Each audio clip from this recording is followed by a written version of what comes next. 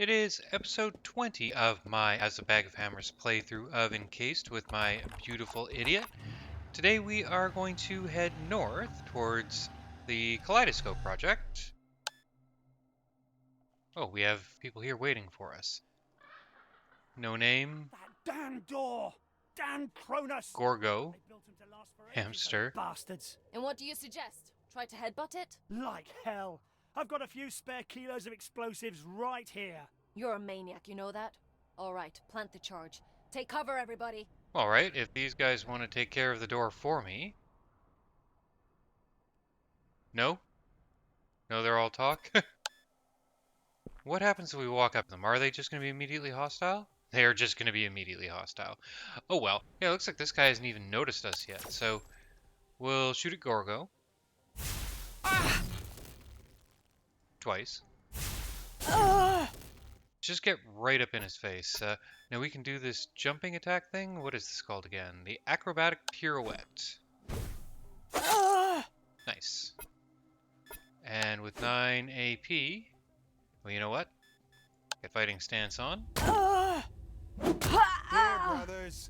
They have actually joined the fight at this point. Oh, how did you get all the way up here? Well, you probably did the acrobatic pirouette that Eiley did. Let's get Yoko all the way out of battle.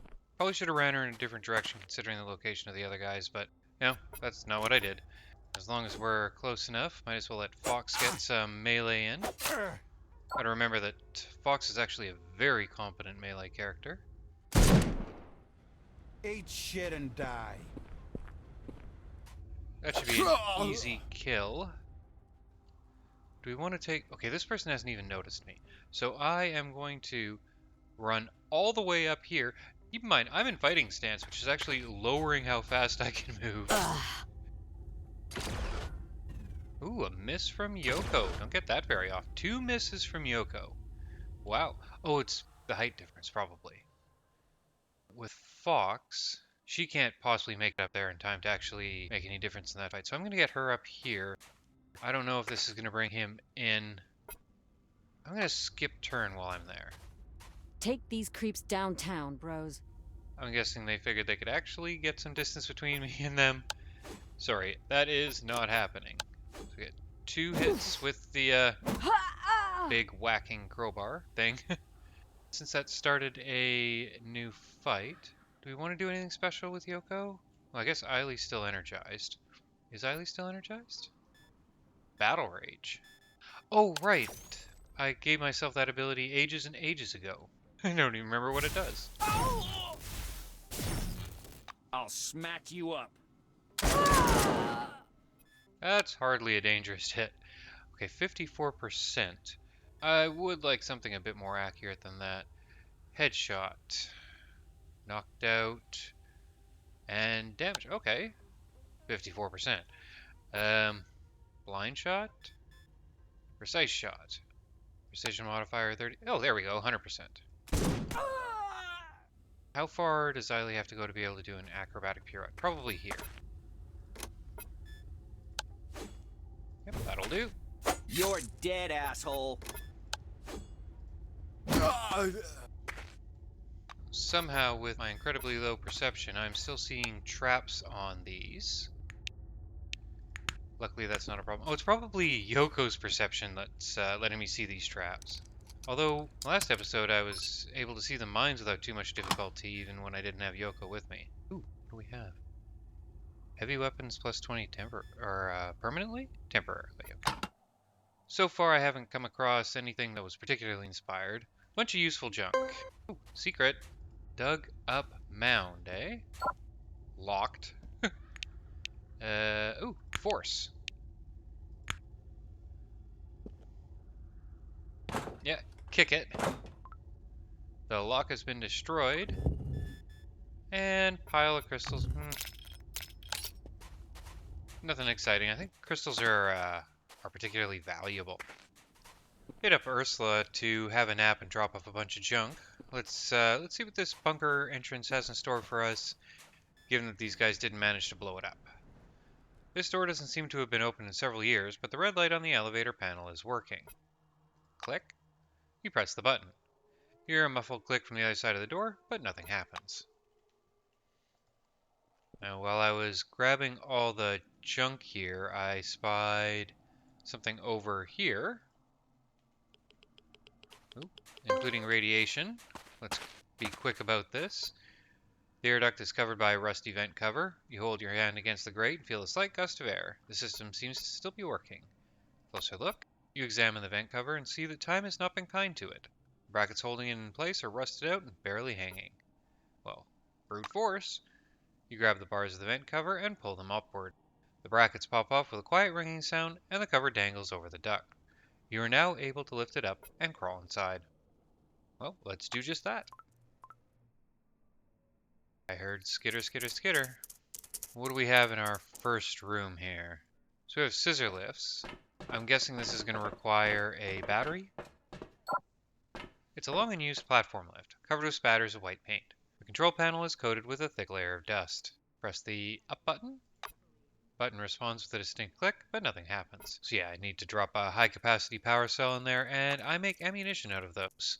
I'm guessing that's just gonna skip all these side rooms, which I'll be fine. Let's go through them. I will see what I can get out of using this unidentified device. Oh. Well, I got some radiation out of the deal. What do we have here? So is this a teleporter of some sort? Alright, we have two. Do we want to go left or right? Well, let's follow general video game logic and start with left.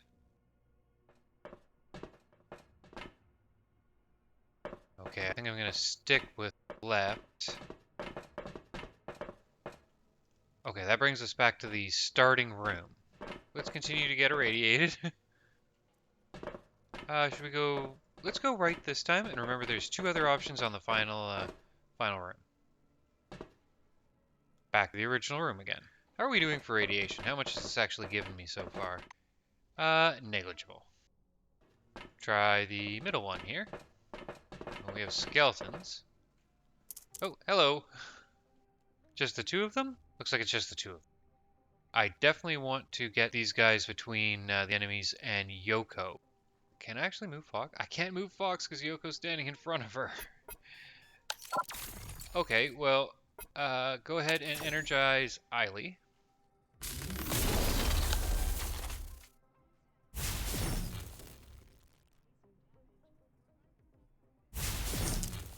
$71, that's not terrible. Definitely get Eiley between Yoko and our enemy here. Go ahead and get into fighting stance. Irradiated. Minor radiation exposure. Remaining time 0. Okay. 3 whacks. I was finding that Yoko wasn't too effective with the machine gun, and I don't think that's a problem with the machine gun. I think that's just that her regular gun is way, way better. So I put the flamethrower on her. I'm pretty sure flamethrowers are very effective against these things. So let's go ahead and 154 damage is very, very good. Yeah. Skip the turns. Forces him to heal. I don't think moving into attack range is really helpful. I will just shoot with Fox and then I'll have Eiley finish this thing off. Provided I don't miss. I remember now these things have incredible evasion. I don't know if that extends to melee weapons. It appears that it doesn't. Either that or I just got lucky. 4 unidentified devices in this room. What is this pile of stones? It's locked. Of course it is. Can I use this one that's knocked on the floor? Let's go through and look at all the stuff we haven't seen yet. So we'll head down. No, it was the first one. And then the third one, which we hadn't seen yet. Where does that bring us? Back to the initial one. Okay, so there's only a very limited number of places we can go. Next device is the second one. Back to door 1, okay. There's probably some, actually intuitive way to do this if I were to spend like 5 or 6 seconds actually thinking about how I wanted to handle this. That's not how I usually handle these things. I am definitely a fan of brute forcing anything that can be brute forced. Everyone has their own way of solving puzzles. That's always been mine. Just try to ram every possible solution through. Okay, so what has happened here is I've moved forward, I think this basically will take me out of the level. So I will want to come back and figure out what that last spot actually did. Mental note. So this one here, I don't know what it did. It probably just takes me back, but curiosity means I'm going to want to figure that out.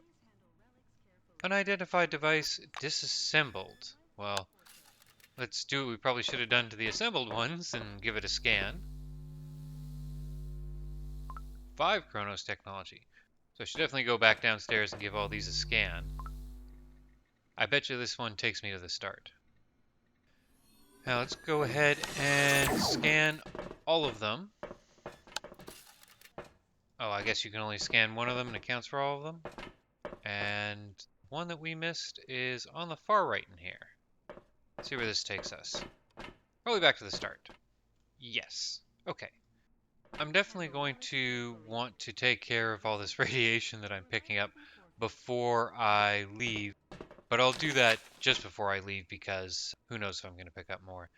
The dead man is lying on the floor and his fingers are gripping a dusty clipboard. What is this? Is this the unknown man's last words, or did he really want these notes to be found one day? Flip through the notes on the clipboard. You brush a thick layer of dust from the clipboard. A stamp saying, "For official use only," in the corner of the first page is already faded, but fortunately, the notes themselves are entirely legible. Kaleidoscope program. Experiment notes. You see something resembling a table of contents below it. So as you've probably already guessed, these people were experimenting with teleportation, and they all died of radiation. What surprised them is that the radiation wasn't being dosed during the actual teleportation, but being basically released on their landing or their arrival. Ooh, what do we have here? We'll take a look at that in a second. They didn't realize until after they'd exposed a whole bunch of oranges to the effects of teleportation that they were actually radiation dosing themselves as well. You know, hard to feel bad for them for that. That's the short of it, and naturally, of course, they didn't feel guilty about it, and now they all died. Note on the desk. The note on the desk is written on the official stationery of the Project Kaleidoscope. Well, we'll read it. This is clearly a woman's ornate, precise handwriting on the document. We, members of Project Kaleidoscope, request that you treat the laboratory, its equipment, and relevant documentation in a respectful manner. All data has been saved on the server. We cannot send it. The lab assistant, who is also the interim computer engineer, is dead. Please show consideration worthy of a civilized person and send the data to Kronos. Our bodies are the source of the radioactive infection. Please dispose of them appropriately. That is all. Their signatures next to all of the names. So it looks like they were actually not just releasing radiation, but they were actually making themselves radioactive. As you approach the terminal, you discover that the modem cable has been unplugged from the port. You shrug and plug it. They weren't able to send the information off to Kronos because the tech was dead, and the tech wasn't here to plug the modem cable back in. The voltage in the complex is reduced, and the computer takes a very long time to turn on. Immediately after the operating system loads, the bluish Kronos logo appears on the screen along with the words, "Enter the password." Okay, so we do have the password, picked up that a second ago. Use the master password. Well, that's kind of interesting. There's a silver master password. Tech might give me some experience points. An old version of the Cairo OS is installed on the machine, so circumventing the security system is no problem. An open directory appears on the screen containing hundreds of files sorted by date. This is obviously the same data from the list left by the dead Kaleidoscope employee. The files are already ready to be sent. All you have to do is fulfill the researcher's request to send them to the addressee. But it's up to you. Well, sure. We'll give a quick read to his notes. So the teleporters caused radioactive crystals to grow inside the people's bodies, which were interesting in that they were unique to each person, and that's about the sum total of his notes. Now, I'm not sure from what it said if that actually sent it, but apparently my character went through and read all of the notes as opposed to deleting them. So off we go, I guess. And I am going to deal with the radiation once I have left this place, because who knows if I'm going to pick up some more.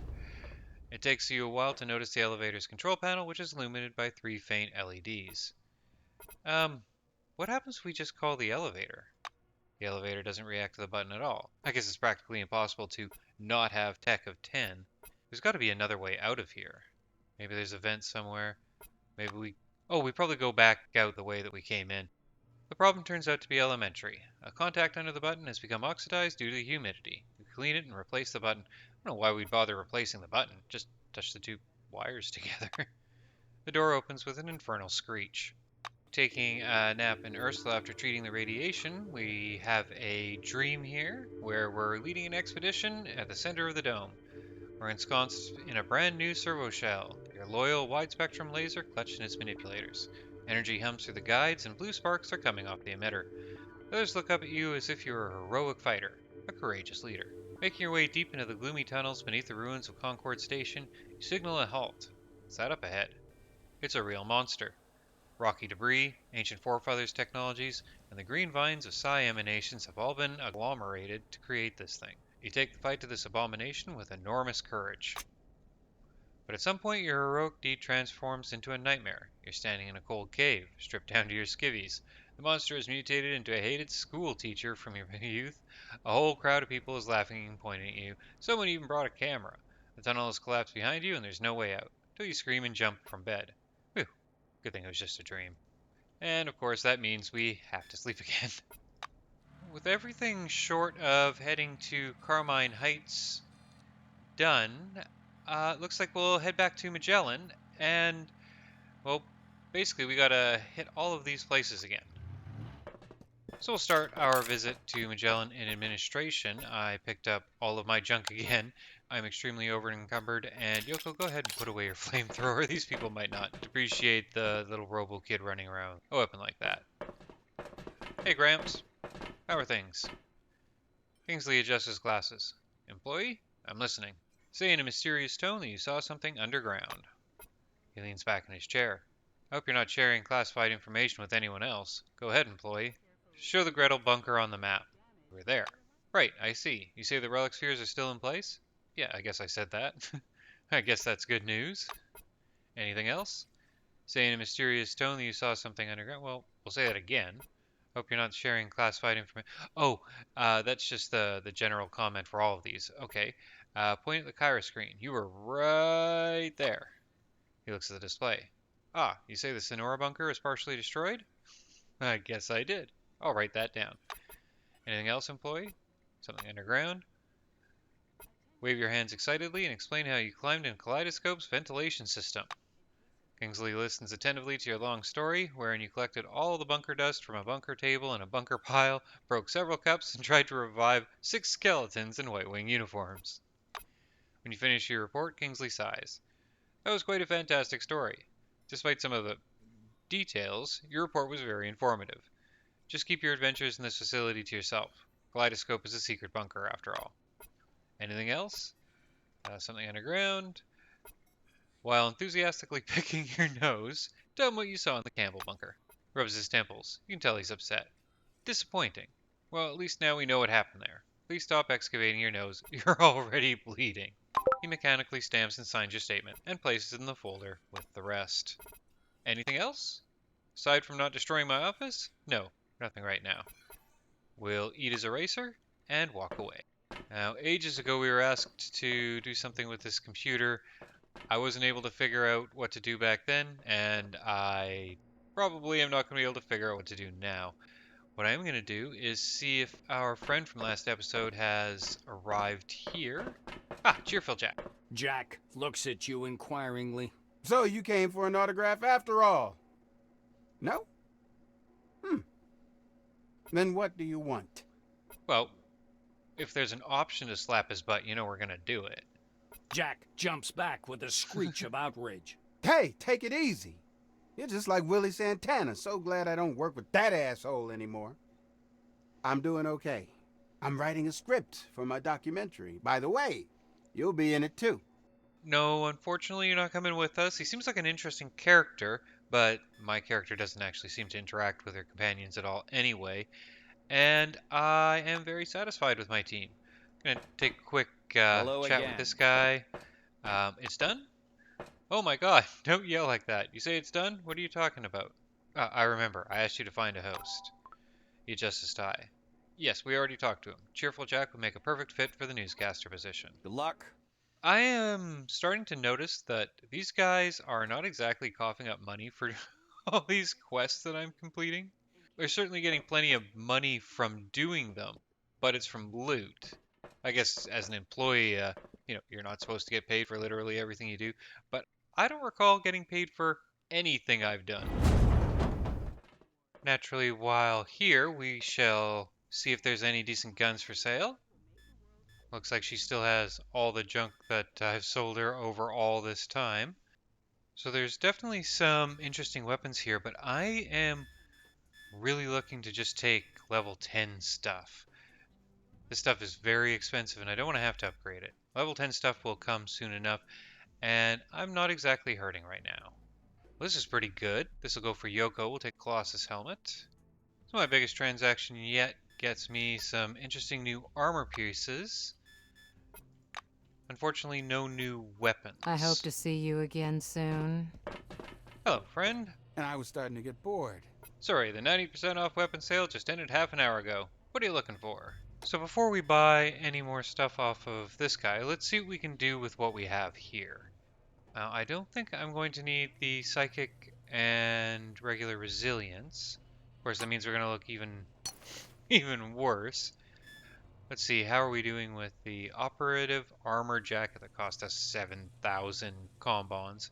Gonna lose 15 criminal, but I don't think that's a big deal anymore. This is just slam dunk. So we're gonna go from, come on you, 10 defense to 25. That is huge. Now, I would like that kind of defense on Fox as well. Oh wow, okay, so the Colossus helmet is better in every single way, and it leaves the mask open. Where does that put Yoko? Yoko still doesn't have a helmet.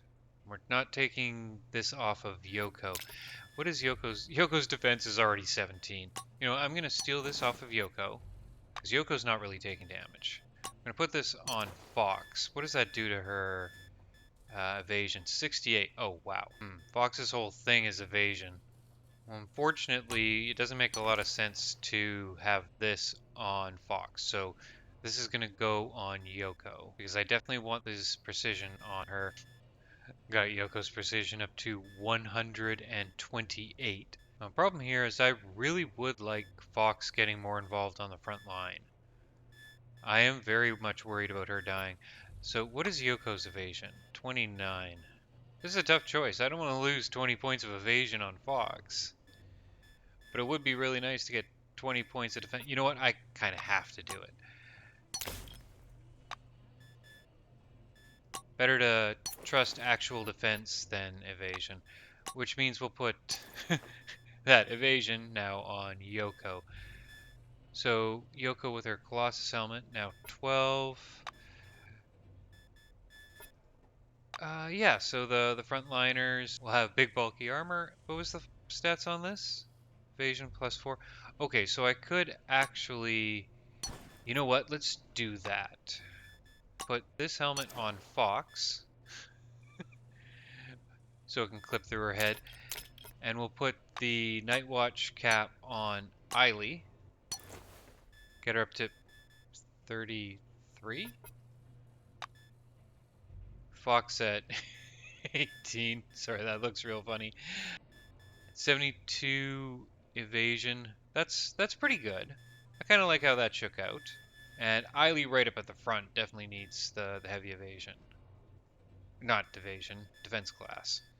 Decent evasion there. I think that's our setup. It's not bad at all. So after a whole bunch of experimentation, I came to the conclusion that as far as upgrading stuff, I can reasonably upgrade Fox's weapon once. I just need the one technical manual. Yes, that'll do. That consumes polymetallic ore, and I do not have enough to do it again. It's a slight upgrade. I am not going to be upgrading any of my own weapons because I want to save the manuals, and I will just buy better weapons as they show up. Next up, we're headed to Junktown. Oh, the car floats gently over the road, swaying slightly on bumps. You turn the steering wheel, looking around now and then.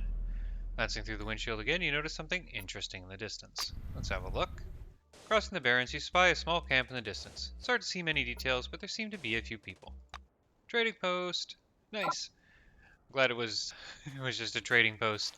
I forgot to take all my stuff. Well, let's be honest. I didn't forget to take my stuff off. I got lazy about it because I'll probably be trading in Junktown. Let's see. Oh, you're not going to mind if I steal from you, so I'm going to go ahead and take 2 onions. Tell me you got something good. Hello. Oh, you again.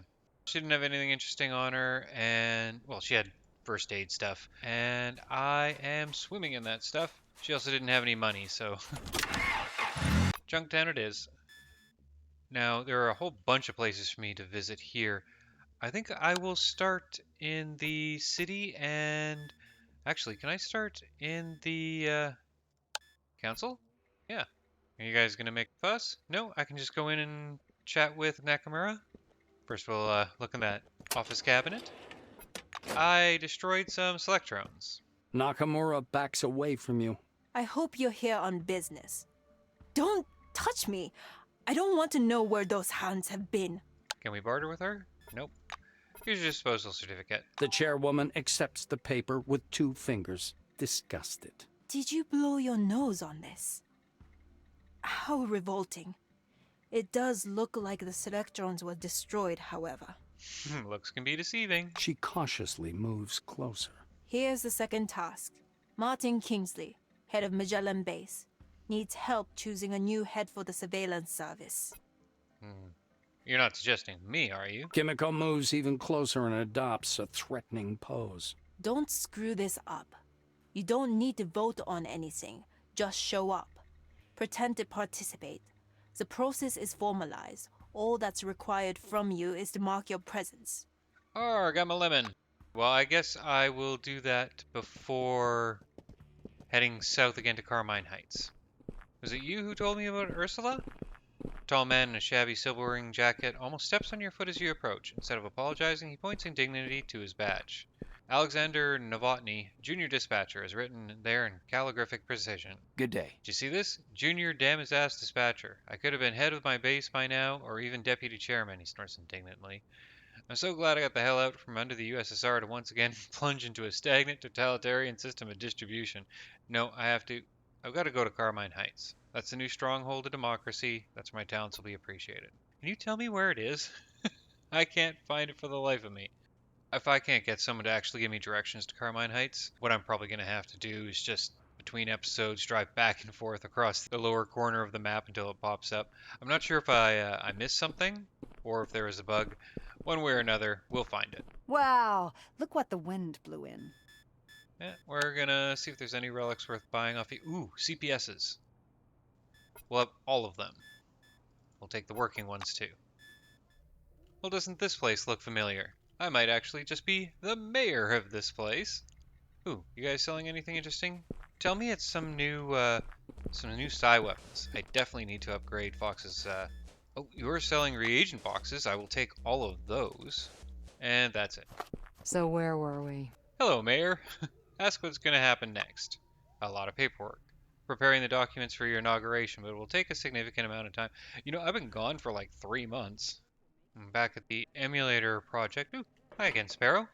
I am hoping you will be able to give me the location of Carmine Heights. Henrietta, studying some papers, looks up from her work. Well, how's it going? If you have any questions, then spit it out. Don't be shy. Burr beacons. Yes. Beacons. You need to install them. That's it. If not going into details. And if I do... The white snaps her fingers, choosing her words carefully. Russo puts her papers aside. Briefly. Get the Maelstrom beacons, 3 anomaly protectors, and the implant from the churches. Install the beacons, catch a heavy truck from the Phalanx, and get funds from Nakamura for settling a camp by the 3rd beacon. The rest is my responsibility. I'll gather the staff, prepare the equipment, and travel to the camp where you find me waiting like a faithful wife. Is that brief and to the point enough? Henrietta returns to studying her papers. We'll start by shrugging. We haven't got the slightest clue what to do and who to help. Henrietta sighs and looks at her pink socks. So, Einstein, do try to make the intellectual effort and ask more specific questions. Well, okay, we know where to get the car, so we know how to do that. let's mimic a maelstrom beacon? She raises an eyebrow in surprise. Barbecue. Isn't it a bit early for that? Oh, wait. I got it. Russo takes out her handheld and pokes at the map. Beacons here.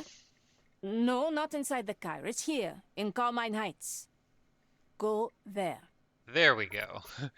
No, we want to talk about comic books, lottery tickets, and badgers, and we also want to barter. No, okay.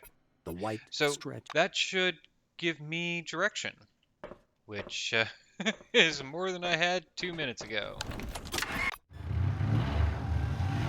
So apparently I am supposed to help you with appointing a new head of security. So let's do exactly that. Employee, I'm listening. Say Nakamura and look at him pointedly.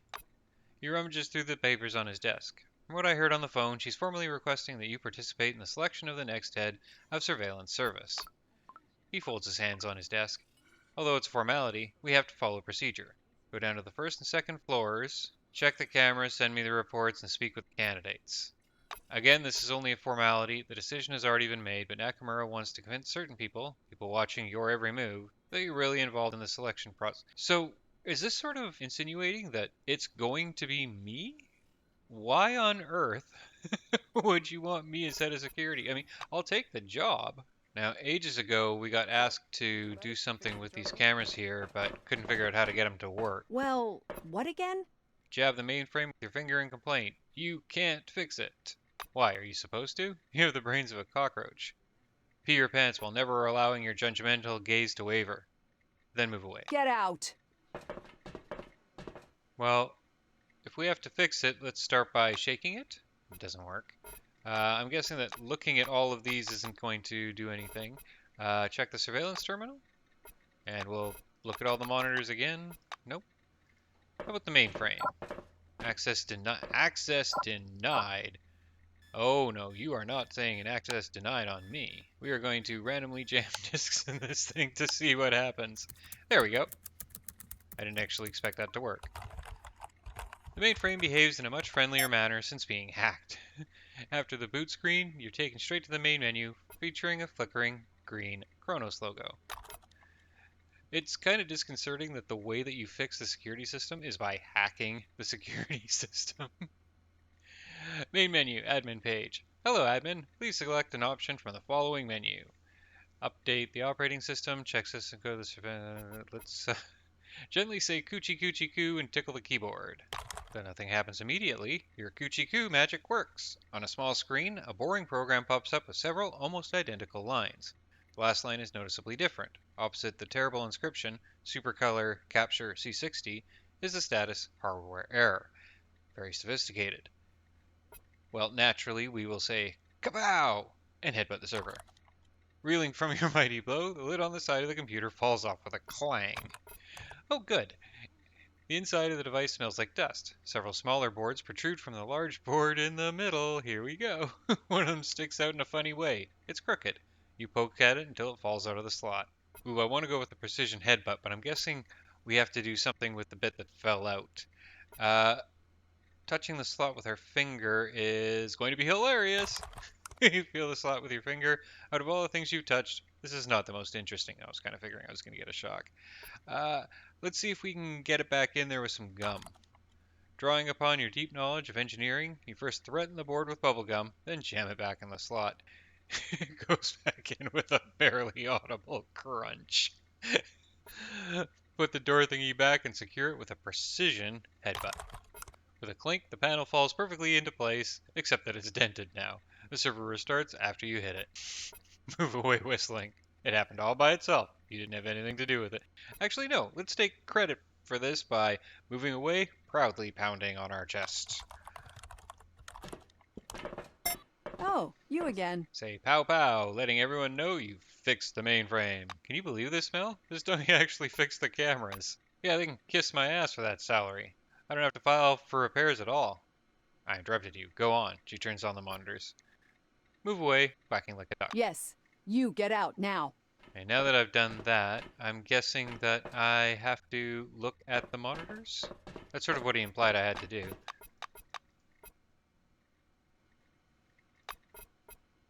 Write a letter to Kingsley about the cameras being A-okay. There we go. So I guess we have to go to level 2 now. Say that Martin Kingsley sent you to inspect the surveillance terminals. Alright, go through. On the monochrome screens of the surveillance system, life is moving right along. The screens are lit up with images from every corner of the warehouse level. Examine the console. There are several buttons. Elevator. The images on the screen change. The cameras now show the areas around the shared elevator and the orange elevator. Well, yeah, let's not actually turn them off. Warehouse. And we're going to leave them on. Repair area. We'll leave them on. Ventilation. Turn them off. Don't want people to know what's going on there. Can we just turn them all off?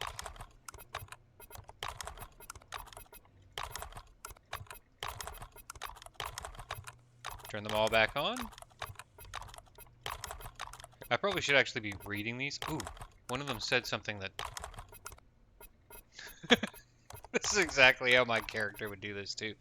We'll step away from the console. Clipboard with instructions. Probably start with that.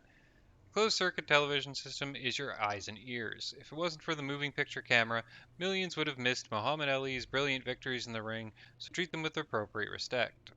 The camera signals travel to the monitor continuously 24/7. If the signal is interrupted, even if it's later restored, have an employee inspect the device immediately. Assume any interruption to be the fault of an intruder. Sorry about that.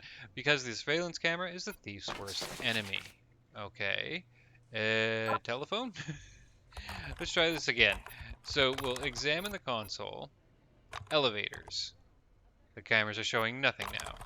Okay. Cameras are showing nothing now. Okay. Cameras are showing nothing now, and the images on the screen change. The pictures relayed from the camera system seem almost unchanged. Narrow tunnels with thick bundles of cable mounted air conditioning units. Examine?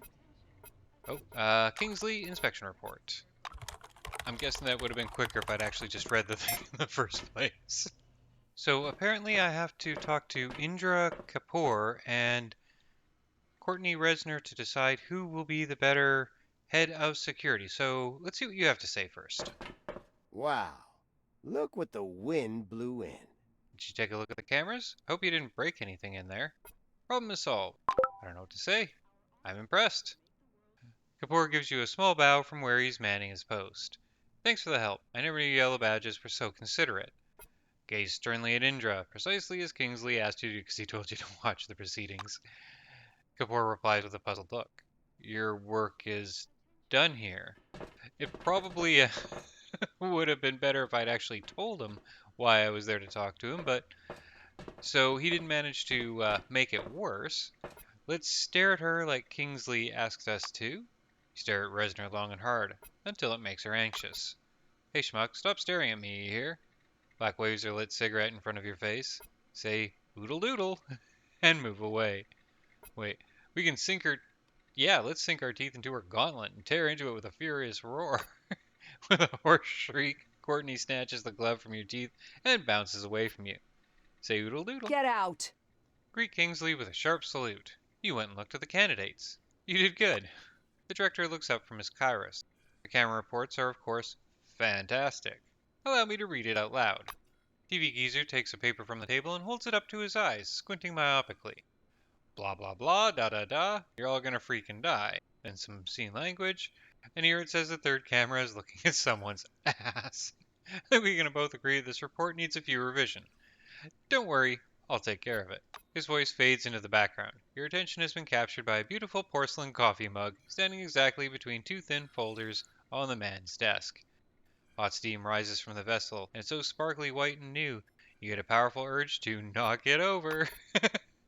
I'm giving you a very simple task. Point to one of these two folders. It doesn't matter which one. The candidate has already been selected. Employee, what are you looking at?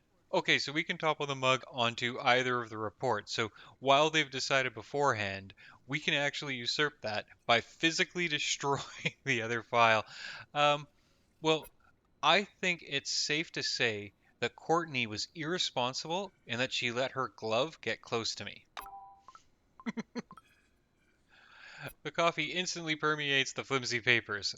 Kingsley shakes his head. Not good, but not terrible. We never seriously considered Miss Resner. A person with her background shouldn't have anything to do with this position. Inform Nakamura that you completed the task. One more eraser for the day, and off we go. So with Nakamura's task completed, we can leave Magellan. Oh, apparently we can't leave Magellan. The parking lot comes under attack at night. Apparently this is a regular thing. Scurry ensues and you realize that something is wrong. You decide to find out who's interrupting your peace and quiet. We will attack the enemy while they can't see us? Yeah, let's see if we can get close. Oh, I thought we were actually not in stealth yet, so, well, unfortunately, you notice because we're wildly over encumbered, our initiative is through the floor. Ooh, we've lost deafness and regeneration. Well, regeneration doesn't matter. I don't think that'll be an issue, though. These guys are... yeah, they don't have a lot of health. So, first off, we will energize Eiley. And we're going to have less AP than normal because of the lost deafness. Again, not going to be a problem. Save that AP. And Eiley, get whacking.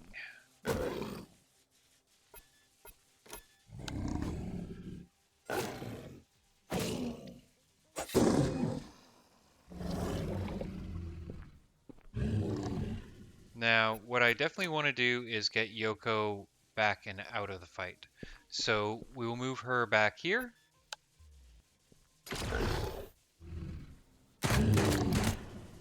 Plink, plink, plink. You just gonna run away there, security?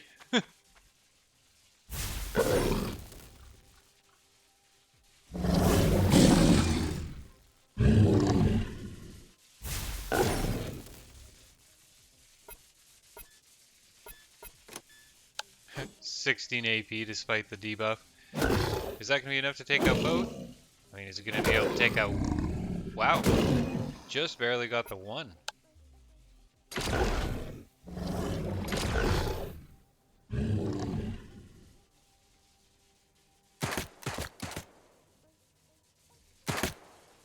However, will I survive this?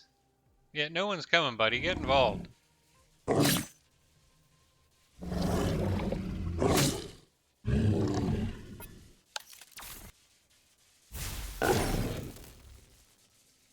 Should have gotten Fox up to the front line a couple turns ago, but at this point it doesn't make much of a difference.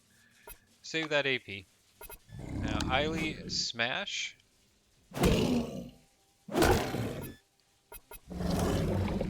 And I should have actually gone to a fighting stance quite some time ago. But we'll do it now. Since I'm right next to him, put the defense up. Take a shot. Reload. And save AP.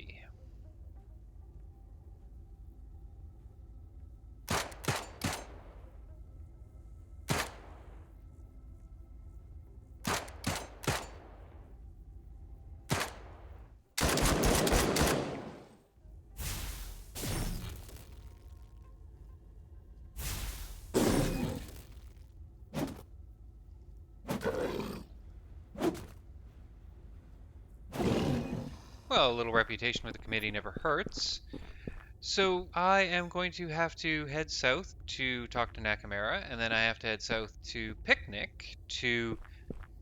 I don't even remember what I have to do for Picnic. Oh, right, I have to tell them about the family that I rescued at the settlers camp, which are probably already in Picnic by now. That will be in the next episode, and I will see you then.